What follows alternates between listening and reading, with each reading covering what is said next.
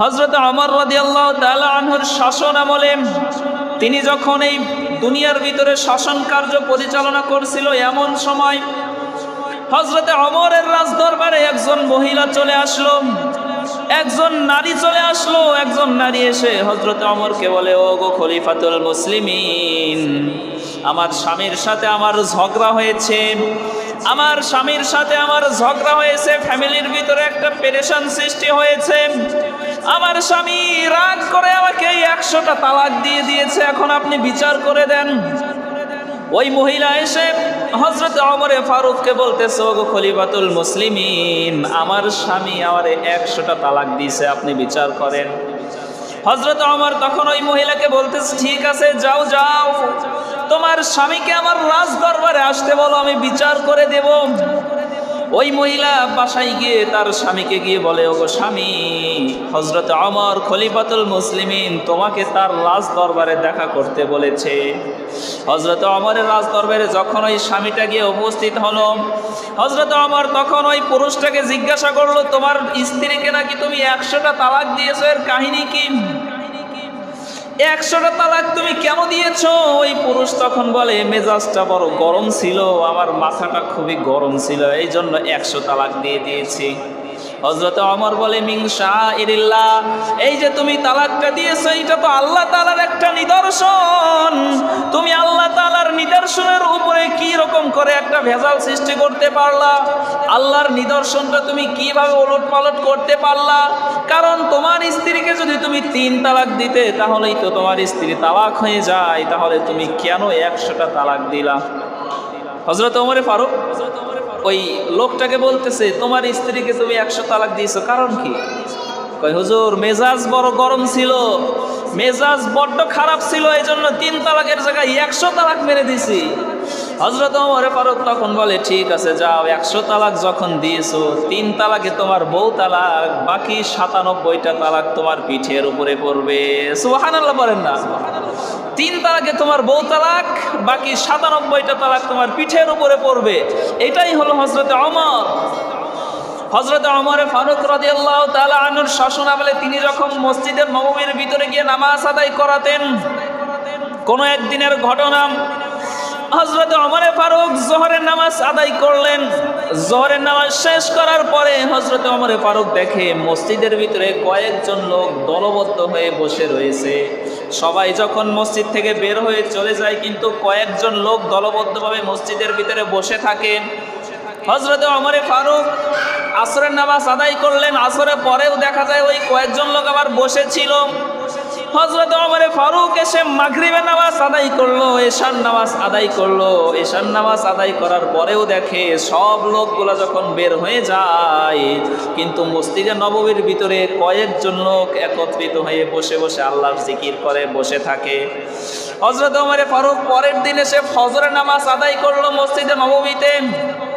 সব মানুষগুলা যখন নামাজ শেষ করে মসজিদ থেকে বাহির হয়ে নিজেদের কাজকর্মের ভিতরে চলে যায়, কিন্তু ওই লোকগুলা, কয়েকজন লোক দলবদ্ধভাবে মসজিদে নববীর ভিতরে বসে থাকে। নামাজ শেষ করেই তারা একত্রিত হয়ে দলবদ্ধভাবে বসে যায়।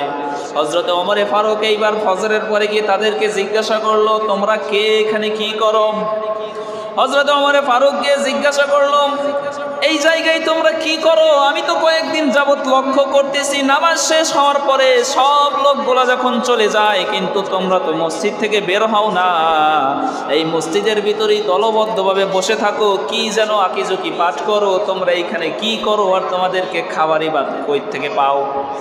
এই যে মসজিদে নববীতে তোমরা বসে থাকো, এইখানে খাবার তোমরা কোত্থেকে পাও? ওই লোকগুলা তখন হযরত ওমর ফারুককে উদ্দেশ্য করে বলতেছে, আল মুতাওয়াক্কিল, নাহনু মুতাওয়াক্কিলুনা আলাল্লাহ, আমরা সবাই হলো আল্লাহর গোলাম, আমরা এই জায়গায় আল্লাহ তাআলার উপরে ভরসা করে আমরা বসে থাকি, আর আল্লাহ তাআলাই আমাদেরকে রিজিকের ব্যবস্থা করে দেয়। হযরত ওমর ফারুক বলে, ঠিক আছে, বুঝলাম, আল্লাহ তাআলা তোমাদের রিজিকের ব্যবস্থা করে দেয়, কিন্তু তোমাদের কাছে যে খাবারটা আসে, এই খাবারটা তোমরা কোত্থেকে পাও? কারা এসে তোমাদেরকে খাবারটা দিয়ে যায়?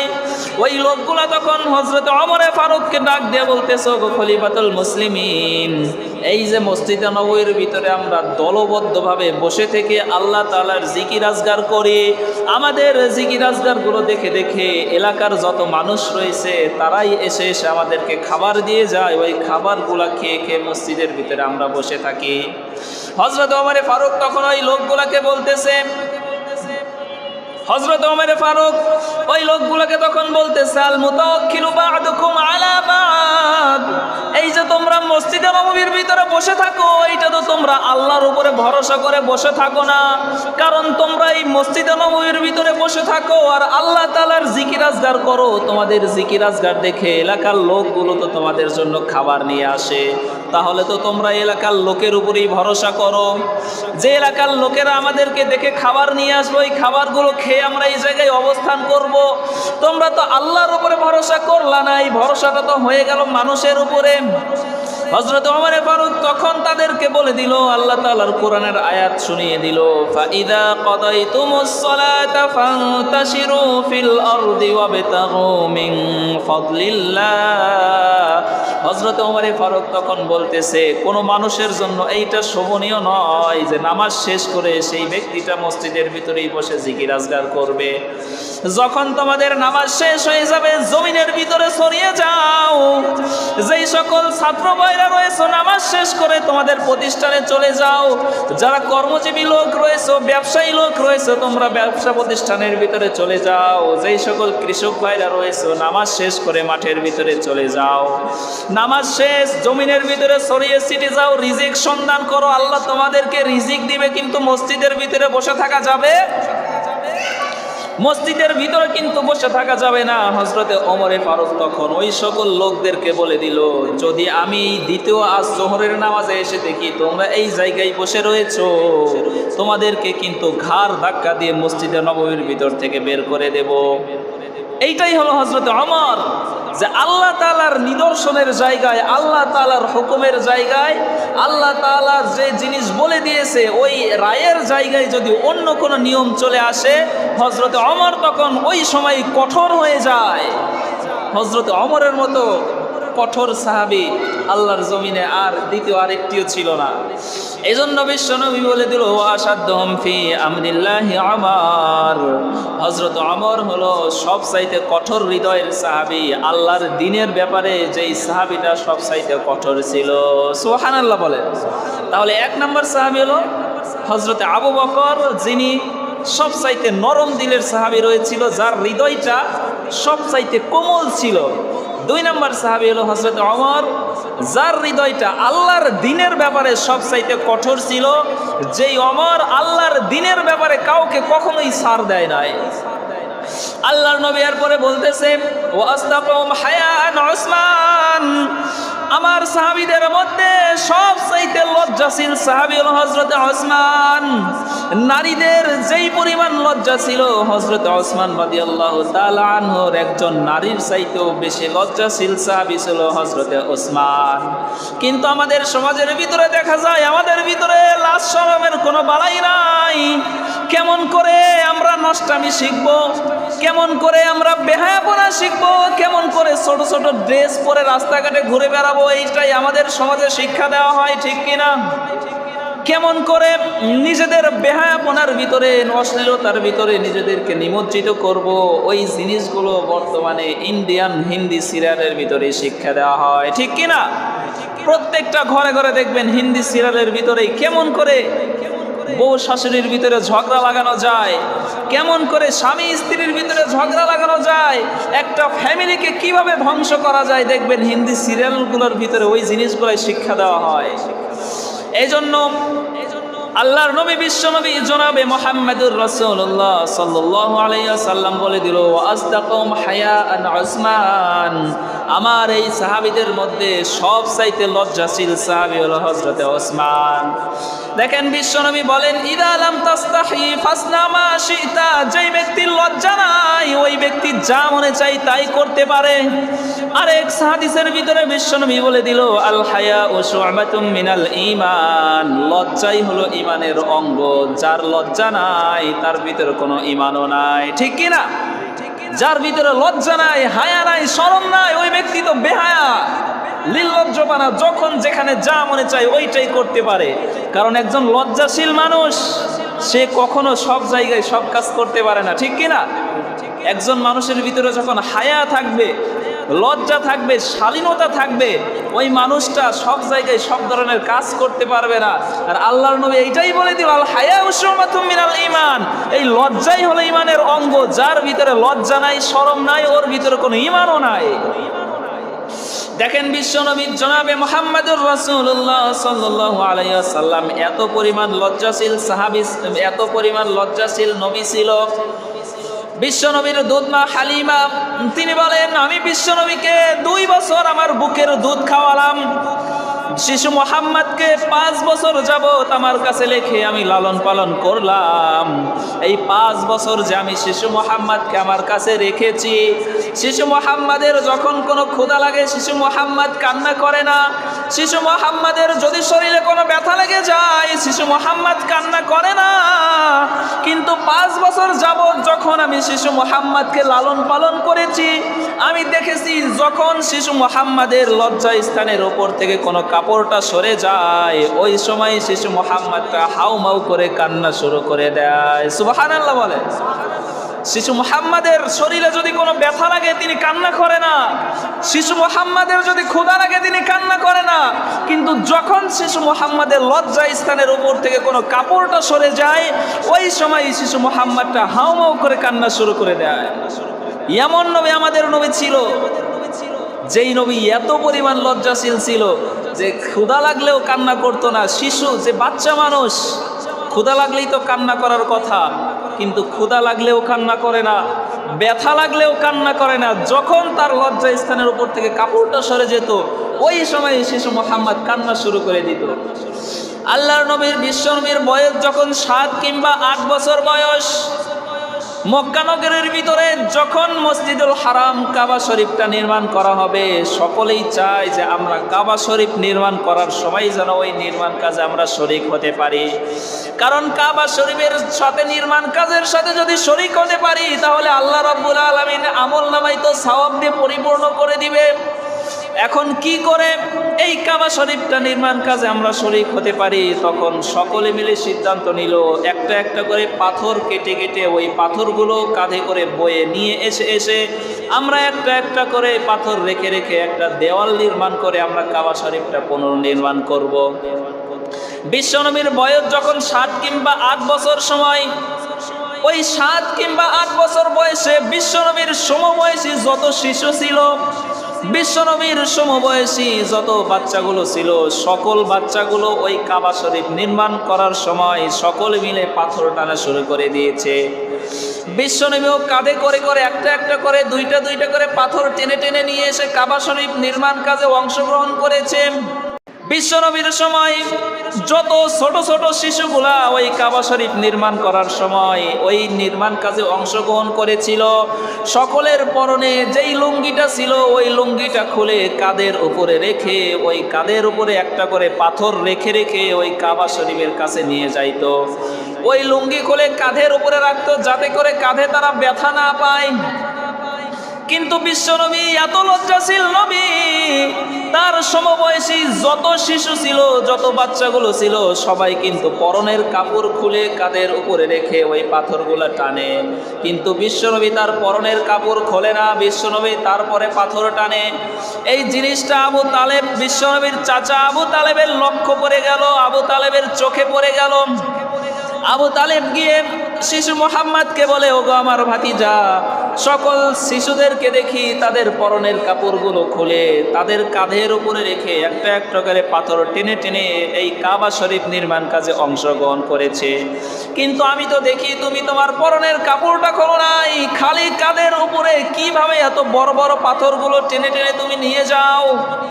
শিশু মোহাম্মদ তখন তার চাচা আবু তালেবকে বলে, ওগো আমার চাচা, আমি আমার পরনের কাপড় খুলতে পারবো না, আমি যেই রকম করে পাথর টানছি এতে করে আমার কোনো অসুবিধা হচ্ছে না।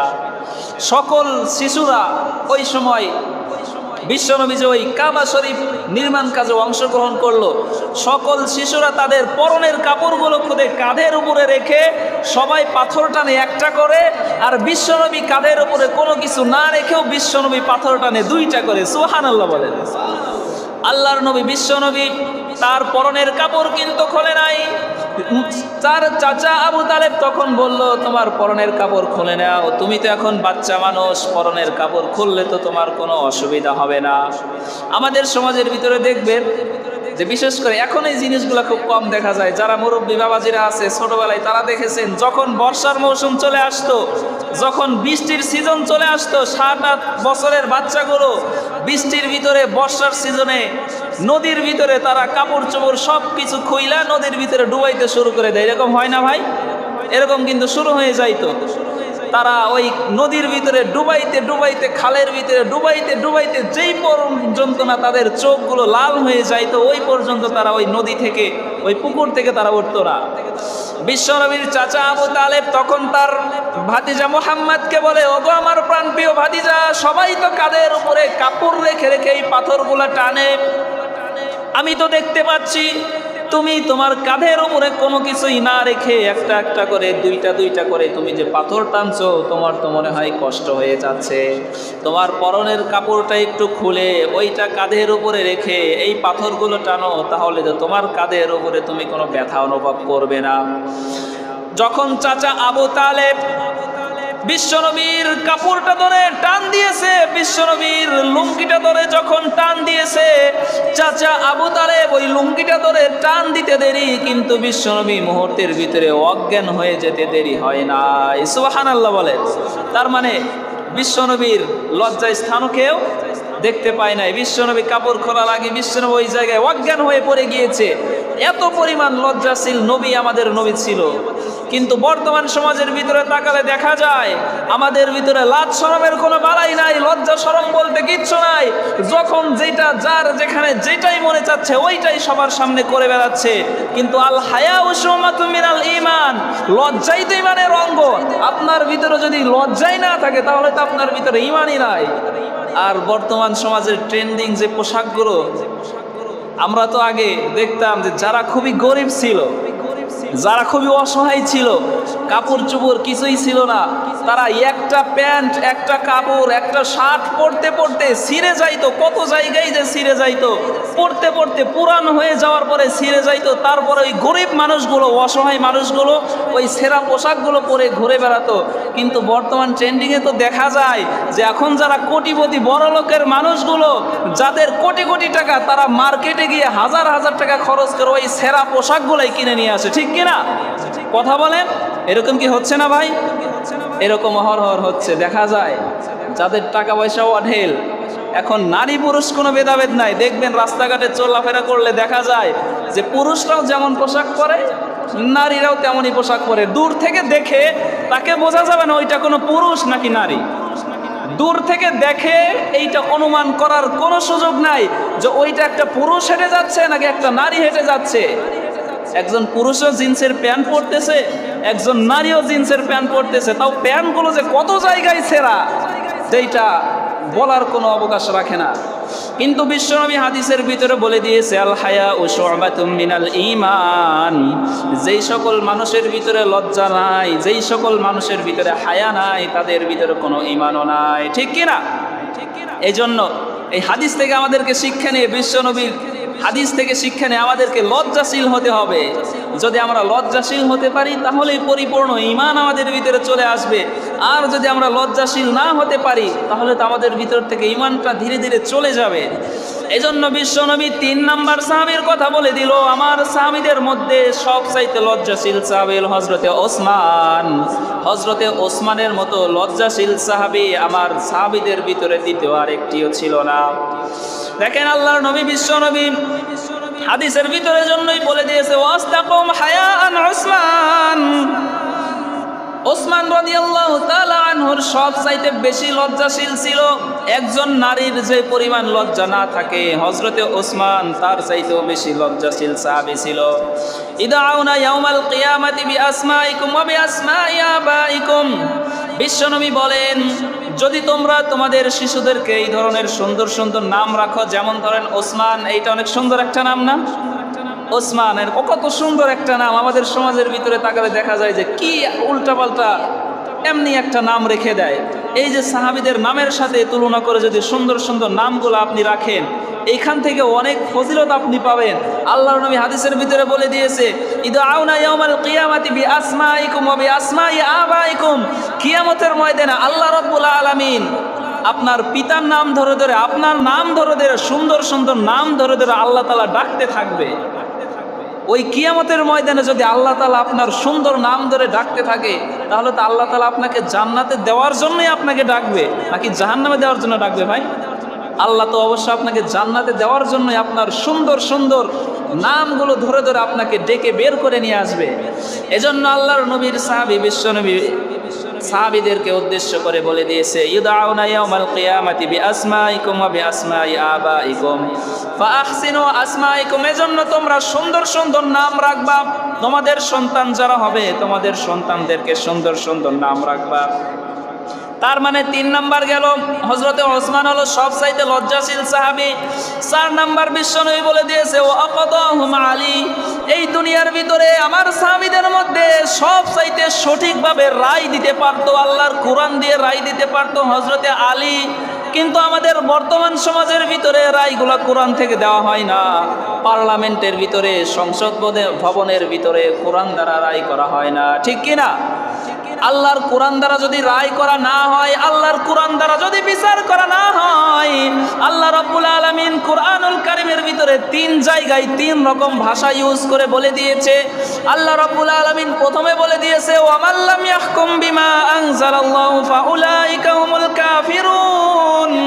আল্লাহ তাআলা বলে, যারা আল্লাহর কোরআন দিয়ে রায় দিবে না, যারা আল্লাহর কোরআন দিয়ে বিচার করবে না, তারা কাফের সম্প্রদায়ের অন্তর্ভুক্ত হয়ে যাবে। দ্বিতীয় আরেক জায়গায় আল্লাহ রাব্বুল আলামিন বলে দিয়েছে, ওয়া মাল্লাম ইয়াহকুম বিমা আনজালাল্লাহু ফাউলাইকা হুমুল ফাসিকুন। যারা আল্লাহর কোরআন দিয়ে রায় দিবে না, যারা আল্লাহর কোরআন দিয়ে বিচার কার্য সম্পন্ন করবে না, তারা ফাসিকদের অন্তর্ভুক্ত হয়ে যাবে। তৃতীয় আরেক জায়গায় আল্লাহ রাব্বুল আলামিন কোরআনুল কারীমের ভিতরে বলে দিয়েছে, ওয়া মাল্লাম ইয়াহকুম বিমা আনজালাল্লাহু ফাউলাইকা হুমুয যালিমুন। যারা আল্লাহর কোরআন দিয়ে রায় করবে না, আল্লাহর কোরআন দিয়ে যারা বিচার কার্য সম্পন্ন করবে না, তারা জালেমদের অন্তর্ভুক্ত হয়ে যাবে। এজন্য আল্লাহর এই কোরআনের আয়াত থেকে শিক্ষা নিয়ে বর্তমান সমাজের ভিতরে, বর্তমান দেশের ভিতরে কোরআনের আইন চালু করার দরকার আছে না নাই? কথা বলেন। কোরআনের আইন দ্বারা যদি আপনার জীবনটাকে পরিচালনা করতে পারেন, তাহলেই আপনি মুত্তাকিদের অন্তর্ভুক্ত হতে পারবেন। আর এই কোরআনের আইন তখনই চালু হবে যখন যেই সকল নেতাগুলো কোরআনের আইন দ্বারা তাদের জীবনটাকে পরিচালনা করবে, ঠিক কিনা? যেই সকল নেতাগুলো তারা কোরআনের আইন দ্বারা তারা নিজেদের জীবনটাকে পরিচালনা করবে, যেই সকল নেতাগুলো কোরআনের দ্বারা হুকুমগুলো পরিচালনা করবে, আল্লাহ কোরআনে যেই হুকুমগুলো বর্ণনা করে দিয়েছে, যেই নেতাগুলো ওই কোরআনের হুকুম দ্বারা সমাজটাকে পরিচালনা করবে, ওই সকল নেতাগুলোকেই আমাদের নির্বাচন করতে হবে। কিন্তু কোরআনের আইন যেই পর্যন্ত না এই জমিনের ভিতরে বাস্তবায়ন হবে, ততক্ষণ পর্যন্ত এই সমাজ থেকে ঘুষ কখনোই দূর হয়ে যাবে না, সুদ কখনোই শেষ হয়ে যাবে না, জুলুম অত্যাচার নির্যাতন কখনোই শেষ হবে না, যতক্ষণ না পর্যন্ত কোরআন দ্বারা আপনি এই সমাজের ভিতরে আইনটাকে চালু করবেন, ঠিক কিনা? যতক্ষণ পর্যন্ত না কোরআন দ্বারা এই সমাজের বিচার কার্যটাকে পরিচালনা না করবেন, ততক্ষণ পর্যন্ত এই সমাজ থেকে সুদও দূরে চলে যাবে না, ঘুষও শেষ হবে না, দুর্নীতি অত্যাচার নির্যাতন ততক্ষণ পর্যন্ত এই সমাজ থেকে দূর হয়ে যাবে না। এজন্য কোরআন দ্বারাই আমাদেরকে এই সমাজের ভিতরে আইনগুলোকে বাস্তবায়ন করতে হবে। আর যদি আমাদের এই দেশের ভিতরে কোরআনের আইন থাকতো, তাহলে এক দল আরেক দলের প্রতি কখনোই জুলুম করতে পারতো না, একজন নিরপরাধ মানুষকে কখনোই জেলখানার ভিতরে ঢুকাতে পারতো না, ঠিক কিনা? একমাত্র কোরআনের আইন নেই বলেই আজকে এই বাংলার জমিনের ভিতরে এত অত্যাচার, এত নির্যাতন, সাধারণ মানুষগুলো সুন্দর করে এই জমিনের ভিতরে টিকতে পারে না। আর যেই সকল নেতাগুলো বাংলাদেশের চেয়ারে বসে আছে, তারা তো নিজেদের স্বার্থ নিয়ে সবসময় ব্যস্ত। কিভাবে দেশের টাকাগুলো আত্মসাৎ করা যায়, কিভাবে মানুষের হক মেরে খাওয়া যায়, সরকার যদিও বাজেট করে দেয়, ওই বাজেটগুলো কিভাবে মেরে খাওয়া যায় তারা ওই সকল পায়তারাই করে, ঠিক কিনা? সরকার তো একটা বাজেট দেয়, প্রত্যেকটা ক্ষেত্রে তো বাজেট দেয়। এখন সরকার 10 লাখ টাকা আপনাকে দিল, আপনাকে বলে দিল আপনার এলাকায় গিয়ে সুন্দর করে রাস্তা তৈরি করে দেন। আপনি ওই 10 লাখের ভিতরে 8 লাখ নিজের পকেটে ঢুকিয়ে 2 লাখ টাকার কাজ করে সরকারকে দেখাই দিলেন যে আমি কাজ করেছি। এটা কি হলো? এই জন্য কোরআনের আইন যেই পর্যন্ত না বাস্তবায়ন না হবে ততক্ষণ পর্যন্ত এই সমাজের ভিতরে কখনোই শান্তি প্রতিষ্ঠা হতে পারে না। দেখেন আল্লাহর নবী বিশ্বনবী এজন্য বলে দিল ওয়াকাদাহুম আলী, এই আমার সাহাবীদের মধ্যে সবচাইতে সুন্দর করে কোরআনের রায় দ্বারা বিচার কার্য সম্পন্ন করে দিতে পারত হযরতে আলী। বিশ্বনবী তারপরে বলে দিয়েছেন ওয়ালামুম বিল হালালি ওয়াল হারামি, মুআজ ইবনে জাবাল আমার এই জমিনের ভিতরে, আল্লাহর জমিনের ভিতরে আমার সাহাবীদের মধ্যে হালাল এবং হারামের ভিতরে সবচাইতে বেশি পার্থক্য করতে পারত মুআজ ইবনে জাবাল। কিন্তু আমাদের এই সমাজের ভিতরে তাকালে দেখা যায় হালাল হারামের কোনো বালাই নাই, সামনে যেইটাই আসে ওইটাকেই আমরা ভক্ষণ করে ফেলি, ঠিক কিনা? হালাল হারাম আমরা বেঁচে চলি না, আমাদের সামনে যেইটাই চলে আসে ওইটাকেই আমরা নিজেদের পকেটে ঢুকাতে পারলে বাঁচি। কিন্তু আল্লাহর নবী বিশ্বনবী হাদিসের ভিতরে বলে দিয়েছে এবং আল্লাহ তাআলা কোরআনুল কারীমের ভিতরে বলে দিয়েছে ইয়া আইয়ুহান নাস কুলু মিম্মা ফিল আরদি হালালান তাইয়্যিবা, তোমরা সকল প্রকার হালালকেই গ্রহণ করো এবং তোমরা সকল প্রকার হারামকে বর্জন করে দাও। কারণ হালালে কোনো বরকত, হালালের ভিতরেই সবচাইতে বরকত, হারামের ভিতরে কোনো বরকত নাই। আপনি হারাম দ্বারা লক্ষ লক্ষ কোটি কোটি টাকা সম্পত্তি অর্জন করে নিলেন, আপনি হারাম দ্বারা আপনার লক্ষ লক্ষ কোটি কোটি টাকার সম্পত্তি আপনি করে নিলেন এবং ওই হারাম টাকা থেকে যদি আপনি মসজিদ মাদ্রাসাও দানও করেন, আপনার হারাম টাকা থেকে যদি কোটি কোটি টাকাও আল্লাহর রাস্তায় ব্যয় করেন, ওইটা কিন্তু আল্লাহর রাস্তায় কখনোই গ্রহণ করা হবে না। আল্লাহ তাআলা ওই দানকে কখনোই কবুল করবে না যে পর্যন্ত না আপনার সম্পত্তি হালাল হবে। আপনি হারাম থেকে যদি লক্ষ লক্ষ কোটি কোটি টাকা মানুষদের মাঝে দান করে দেন, ওই দান কিন্তু আল্লাহ তাআলা কখনোই গ্রহণ করবে না। কারণ আল্লাহ রাব্বুল আলামিন বিশ্বনবীর মাধ্যমে হাদিসের ভিতরে বলে দিয়েছে ইন্নাল্লাহা তাইয়্যিবুন লা ইয়াকবালু ইল্লা তাইয়্যিবান, আল্লাহ তাআলা নিজে পবিত্র এবং একমাত্র আল্লাহ রাব্বুল আলামিন পবিত্র জিনিসটাকেই গ্রহণ করে থাকে। আল্লাহ তাআলা নিজে পবিত্র এবং আল্লাহ রাব্বুল আলামিন কেবলমাত্র একমাত্র পবিত্র জিনিসকেই গ্রহণ করে থাকে। আল্লাহ তাআলা আপনার সম্পত্তি থেকে, হারাম সম্পত্তি থেকে আপনি আল্লাহর রাস্তায় ব্যয় করবেন, হারাম সম্পত্তি থেকে আল্লাহর রাস্তায় দান করবেন, মসজিদ মাদ্রাসা করে দিবেন, এইটা আল্লাহ তাআলা কখনোই কবুল করবে না। এজন্য আপনি অল্প কামান, আপনার রিজিক আপনি হালালভাবে অল্প পরিমাণ আর্ন করেন, অল্প পরিমাণ উপার্জন করেন, ওই হালালের ভিতরেই আল্লাহ বরকত দিয়ে দিবে। আপনি লক্ষ লক্ষ কোটি টাকা হারামভাবে উপার্জন করবেন, দেখবেন এই বর্তমান সমাজের ভিতরে তাকালে দেখা যায়, দেখবেন যারা রিক্সা চালক, গাড়ি চালায়, দিনমজুর, যারা দিন আনে দিন খায়, দেখবেন তারা অল্প পরিমাণ আয় করে, দিন শেষে তারা অল্প পরিমাণ খায় এবং মাস শেষ হয়ে গেলে দেখা যাবে তাদের পকেটে হয়তো বা 500 টাকা অবশিষ্ট থাকে, অবশিষ্ট খুব বেশি থাকে না এবং তারা খুব ঋণের ভিতরেও জর্জরিত হয় না। কিন্তু দেখবেন বর্তমান সমাজের ভিতরে যারা লক্ষ লক্ষ কোটি কোটি টাকার মালিক, আপনি একটু গবেষণা করে দেখবেন তাদের ব্যাংকের ভিতরে লক্ষ লক্ষ কোটি টাকা আবার ঋণের বোঝাও তাদের মাথার উপরে থাকে। যাদের সম্পত্তি যত বেশি, যারা কোটি কোটি টাকার মালিক, হারামভাবে উপার্জন করেছে, হালালভাবে উপার্জন করলে সেটা আল্লাহ তাআলা বরকত দিয়েছে। কিন্তু যদি আপনি আপনার সম্পত্তিটা লক্ষ লক্ষ কোটি কোটি টাকার সম্পত্তি আপনি হারামভাবে উপার্জন করেছেন, দেখবেন আপনার মাথার উপরে এমনভাবে ঋণের বোঝা চেপে যাবে, অথবা আল্লাহ তাআলা এমন কোনো বিপদ দিয়ে দিবে, মুহূর্তের ভিতরে আপনার কোটি কোটি টাকার সম্পত্তি ধ্বংস হয়ে যাবে।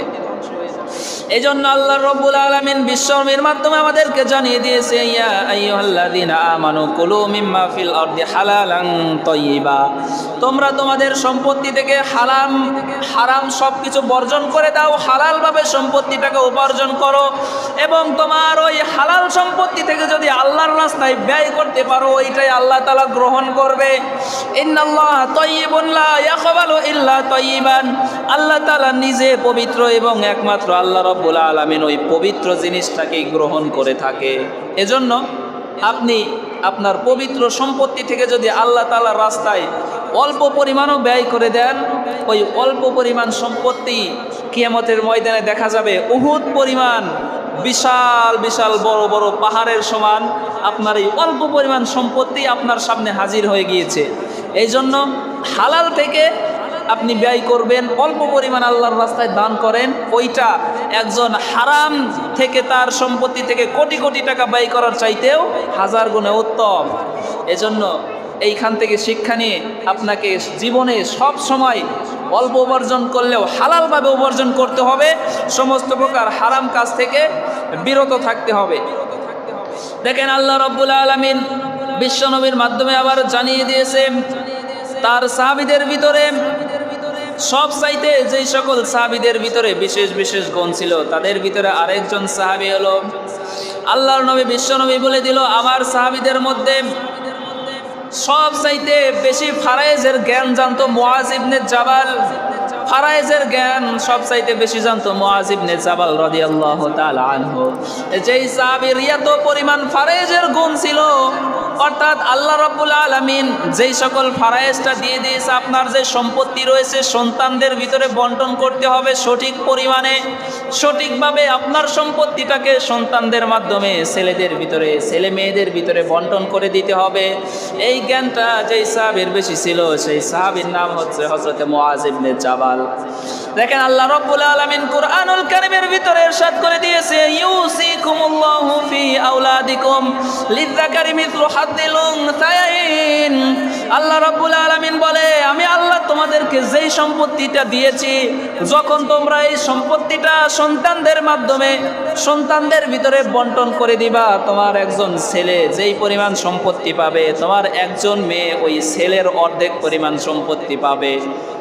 আল্লাহ তাআলা বলতেছে একজন ছেলে যে পরিমাণ সম্পত্তি পাবে, আপনার একজন মেয়ে তার ছেলের অর্ধেক পরিমাণ সম্পত্তি পাবে। অর্থাৎ আপনি যদি আপনার ছেলেকে 10 লক্ষ টাকা দেন, আপনার মেয়েকে দিতে হবে 5 লক্ষ টাকা। কিন্তু আমাদের সমাজের ভিতরে তাকালে দেখা যায় বেশিরভাগ ক্ষেত্রে সব সম্পত্তি সব বাবা মাই সন্তানকে ছেলেকেই দিয়ে দেয়, কিন্তু মেয়েদেরকে কোনো সম্পত্তি দেয় না। সম্পত্তি ছেলের নামে লিখে দিয়ে মেয়ের মাথায় হাত বুলিয়ে বলে দেয় মা তোমার জন্য দোয়া করে দিলাম। আরে ভাই, দোয়া তো মেয়ের জন্য থাকবেই, কিন্তু মেয়ের যে হক, এই হকটা তো আপনাকে আদায় করতে হবে। যদি আপনি এই মেয়ের হকটা আদায় না করেন, আপনি যত পরিমাণে আল্লাহওয়ালা হন, যতই নামাজি হন, যতই আপনি হজ করে করে হাজি সাহেব ট্যাগ লাগান না কেন, আল্লাহর কাঠগড়ায় কিন্তু আপনাকে দাঁড়িয়ে যেতেই হবে। আল্লাহর সামনে আপনার মেয়ের হকটাকে নষ্ট করার জন্য আল্লাহর কাঠগড়ার সামনে থেকে আপনি যে পর্যন্ত জবাবদিহিতা না করতে পারবেন, ততক্ষণ পর্যন্ত আল্লাহ তাআলা আপনাকে ছাড়বে না। কিন্তু আমাদের সমাজের ভিতরে এই দিকে তাকালেই একটু বেশি ফিতনা দেখা যায়। বেশিরভাগ ক্ষেত্রেই আমাদের সমাজের ভিতরে দেখা যায় যে আমাদের পিতামাতারা ছেলে সন্তানদেরকে নিজেদের সব সম্পত্তি, জমি জামা, বাড়ি গাড়ি যা আছে সব লিখে দেয়, কিন্তু মেয়েদেরকে কিচ্ছুই দেয় না। মনে রাখবেন, যারা মেয়েদেরকে তাদের প্রাপ্য হক থেকে বঞ্চিত করছেন, আল্লাহ রাব্বুল আলামিন তাদের যে হক দিয়ে দিয়েছে, ওই হকটা আপনি যে পর্যন্ত না আদায় না করতে পারবেন, ততক্ষণ পর্যন্ত আল্লাহর কাঠগড়া থেকে আপনি দূরে সরে যেতে পারবেন না, ততক্ষণ পর্যন্ত আপনি জান্নাতেও প্রবেশ করতে পারবেন না। এই বিষয়টা খুবই কঠিন একটা বিষয়। আমরা মনে করি আরে সম্পত্তি যা আছে ছেলেকেই দিয়ে দিলাম, মেয়েকে দেওয়ার দরকার নাই, মেয়ে তো অন্যের বাড়ি চলে গিয়েছে, বিয়ে দিয়ে দিয়েছি, তার হক শেষ। বিষয়টা এমন নয়। আল্লাহ তাআলা কোরআনেই বলে দিয়েছে লিযযাকারি মিসলু হাদ্দিল উনসায়াইন, আপনার ছেলে সন্তানকে যা দিবেন মেয়েকে তার অর্ধেক দিতেই হবে। আপনার সম্পত্তি যদি 2 বিঘা থাকে, 2 বিঘা থেকে ছেলেকে যা দিবেন মেয়েকে অর্ধেক দিতে হবে। ছেলেকে যদি 1 বিঘা দেন, মেয়েকে আধা বিঘা দিতে হবে। ছেলেকে 1 কোটি দিলে মেয়েকে 50 লক্ষ দিতে হবে। আপনার ছেলেকে 10 লক্ষ দিলে মেয়েকে 5 লক্ষ দিতে হবে। এই সমতাটা আপনাকে বজায় রাখতে হবে। এটা আমার আপনার কোনো বিধান নয়, এটা একমাত্র স্বয়ং আল্লাহর বিধান। কারণ অনেকেই বলে যে ইসলাম নাকি নারীদেরকে কোনো অধিকার দেয় নাই, ইসলাম নারীদেরকে কোনো দাম দেয় নাই। আরে ইসলাম এসে নারীদেরকে যে পরিমাণ দাম দিয়েছে, এই পরিমাণ দাম অন্য কোনো ধর্মের ভিতরে দেওয়া হয় নাই, ঠিক কিনা? এজন্য আল্লাহর যেই বিধান, ওই বিধান অনুযায়ী আমাদেরকে জীবনটাকে পরিচালনা করতে হবে। সম্মানিত প্রিয় উপস্থিতি, সময় অতি সংক্ষেপ, আলোচনা আরও দীর্ঘায়িত অনেক ছিল, কিন্তু এত সংক্ষিপ্ত সময় বিস্তারিত আলোচনা করা সম্ভব নয়। আজকে যতটুকু আলোচনা করলাম, সেই আলোচনা থেকে মূল যে শিক্ষাগুলো হলো যে আমাদের সকলকে লজ্জাশীল হতে হবে, শালীন পোশাক পরতে হবে, এবং আমাদের ঘরের ভিতরে যারা মা বোনেরা রয়েছে তাদেরকেও আপনি পিতা হিসাবে, ভাই হিসাবে শালীন পোশাক তাদেরকে পরিধান করার জন্য হুকুম দিতে হবে, শালীন পোশাক কিনে দিতে হবে। আপনার টাকা নিয়ে যদি আপনার সন্তানগুলো, আপনার মেয়েগুলো যদি ছোট ছোট ড্রেস পরে, সেরা সেরা ড্রেস পরে রাস্তাঘাটে ঘুরে বেড়ায়, এর জন্য আপনাকেই জবাবদিহিতা করতে হবে। এজন্য এই লজ্জাশীল, এই লজ্জা, আপনাকে লজ্জাশীল হতে হবে। আর 2 নাম্বার গুণ হলো ফারাইজের যে সম্পত্তিটা বন্টন করতে হবে আল্লাহর কুরআন অনুযায়ী, এবং আল্লাহর নবী যেই রকম লজ্জাশীল ছিল আমাদেরকে ওই রকম লজ্জাশীল হতে হবে, এবং আল্লাহর আইন দ্বারা আমাদের সমাজের সব কাজগুলোকে পরিচালনা করতে হবে।